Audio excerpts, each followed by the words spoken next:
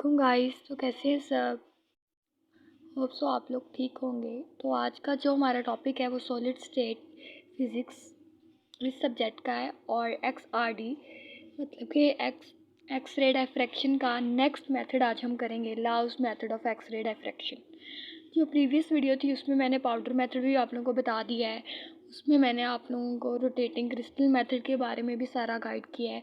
और आज हम देखेंगे Laue's method of X ray diffraction में क्या होता है। इस मेथड को स्टार्ट करने से पहले आप लोगों को थोड़ा सा इंट्रोडक्शन का पता होना चाहिए। मतलब 1912 में एक साइंटिस्ट थे वॉन लाउ, जिसने सजेस्ट किया था कि एक्स रेज हैं वो डायफ्रैक्ट हो सकती हैं बाय क्रिस्टल्स के थ्रू।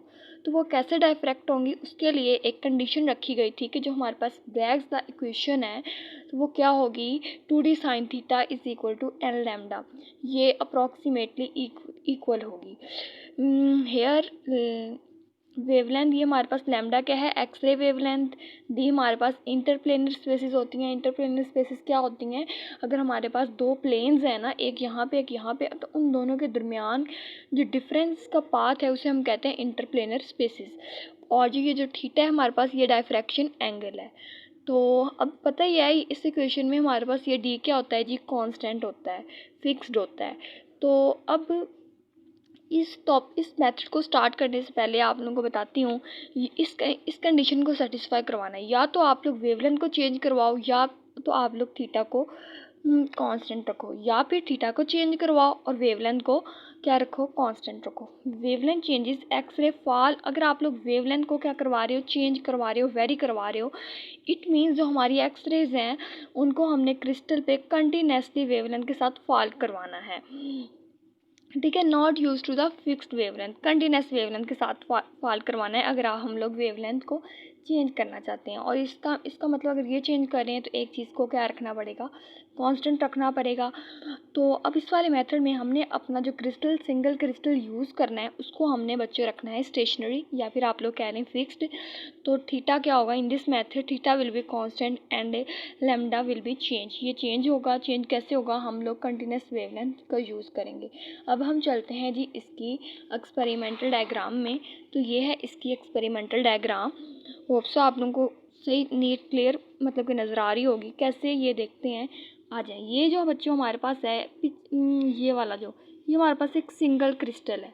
क्या है जी, ये हमारे पास सिंगल क्रिस्टल है जिसने कंटेन, इस सिंगल क्रिस्टल के अंदर बहुत ज़्यादा पैरेलल सेट ऑफ प्लेन्स हैं सिंगल क्रिस्टल के अंदर। ठीक है, और ये जो हमारे पास दो पैरेलल लाइंस ऐसे लगाई हुई हैं ये हमारे पास पिन होल अरेंजमेंट है, जो कि ये जो एक्स रेज हैं हमारी एक्स रेज को हम लोग फॉल करवा रहे हैं इस सिंगल क्रिस्टल पे। तो ये जो पिन होल अरेंजमेंट है ये कोलिमेट कर रहा है इस एक्स रेज को, ताकि ये एक अलाइन में इसके ऊपर फॉल करवाई जा सके और एक्स रेज डायफ्रैक्ट हो जाती है इन ऑल द डायरेक्शंस। ठीक है, तो हम लोग ने बच्चों फिर दो हम लोग ने फोटोग्राफिक फिल्म लगाई हैं ताकि हम लोग रिसीव कर सकें, क्या रिसीव कर सकें कि एक्स रेज डायफ्रैक्ट हुई कैसे हैं। ठीक है, तो ये वाले देख सके। तो अब ये फोटोग्राफिक फिल्म बीम ए है, ये फोटोग्राफिक फिल्म बी है, ये एक्सरेज है, ये पिन होल अरेंजमेंट है, ये सिंगल क्रिस्टल है और ये हमारे पास ये एरो लगे हुए हैं, ये डायफ्रैक्टेड एक्सरेज है। तो यहाँ पर हमने single crystal specimen will be fixed stationary रखेंगे। और अगर हमने अपनी डायफ्रैक्टेड एक्सरेज को रिसीव करना है इट मीन्स हम लोग 2 फोटोग्राफिक बीम का यूज़ करेंगे। एंड ये जो हम सिंगल क्रिस्टल ले रहे हैं इसका जो साइज़ होगा, इसकी जो डायमेंशंस होंगी वो बच्चों कितनी होंगी, 1 millimetre into 1 millimetre into 1 millimetre होंगी। तो ये सारा इसका काम था, मतलब कि ये डायग्राम थे। आगे हम लोग चलते हैं, इन फॉर्म ऑफ थ्योरी हम लोग देखेंगे। आ जाएंगे आगे लाउस मेथड। तो बच्चों फर्स्ट स्टेप है इसका, it is oldest method of X ray diffraction. अच्छा, अगर पेपर में आ जाता है तो आप लोग ने यहाँ से स्टार्ट करना है, आगे तक लेके जाऊँगी मैं, वहाँ तक आप लोग ने राइट करना है और पीछे वाली डायग्राम राइट करनी है। जो इंट्रोडक्शन था वो आप लोग नहीं भी राइट करो तो इट्स ओके। तो फर्स्ट स्टेप है, it is oldest method of X ray diffraction. ये बहुत ही पुराना मेथड है। ठीक है, in this method a single crystal is held stationary fixed. इस मेथड में हमने जो सिंगल क्रिस्टल यूज़ किया है ना उसको हम लोग फिक्स्ड रखेंगे, मीन्स स्टेशनरी रखेंगे, वो मूव ना कर सके। Means theta will be constant. जो हम अपना थीटा लेंगे वो क्या लेंगे जी, कांस्टेंट लेंगे, वेवलेंथ को वेरी करवाएंगे। फिर आ जाते हैं थर्ड स्टेप पे, dimensions of single crystal specimen are 1 millimetre into 1 millimetre into 1 millimetre. जो हमने अपने सिंगल क्रिस्टल स्पेसिमेन की डायमेंशंस लेनी है वो कितनी लेनी है, 1 millimetre into 1 millimetre into 1 millimetre. A well collimated beam of X-ray of continuous wavelength is incident on single crystal specimen। Collimated का मतलब क्या है, जो हमने पिन होल अरेंजमेंट यूज़ की थी, जो एक्सरेज होंगी हम लोग कंटिन्यूस एक्सरेज फॉल करवाएंगे, कंटिन्यूस वेवलेंथ की एक्सरेज को हम लोग फॉल करवाएंगे किस पे, सिंगल क्रिस्टल स्पेसिमेन में, उसको कोलिमेट करने के बाद। उसके बाद आ जाता है नेक्स्ट स्टेप में क्या है, the wavelength of X rays is in the range of 0.2 to 2 angstrom. अच्छा बच्चों, ये आप लोगों ने याद रखना है एक बात, अभी मैं पीछे लेकर चलती हूँ डायग्राम में। हम लोग ने ये जो इंसिडेंट एक्स रेज यूज़ करनी है ना, उसकी कोई स्पेसिफिक रेंज है, वो किस रेंज की होनी चाहिए, वो रेंज की होनी चाहिए 0.2 से लेकर 2 एंगस्ट्रॉन तक। देखो, जब हम इस एक्स रेज को इस सिंगल क्रिस्टल पे फॉल करवाएंगे ना, तो इस सिंगल क्रिस्टल के अंदर बहुत ज़्यादा पैरेलल सेट ऑफ प्लेन्स हैं।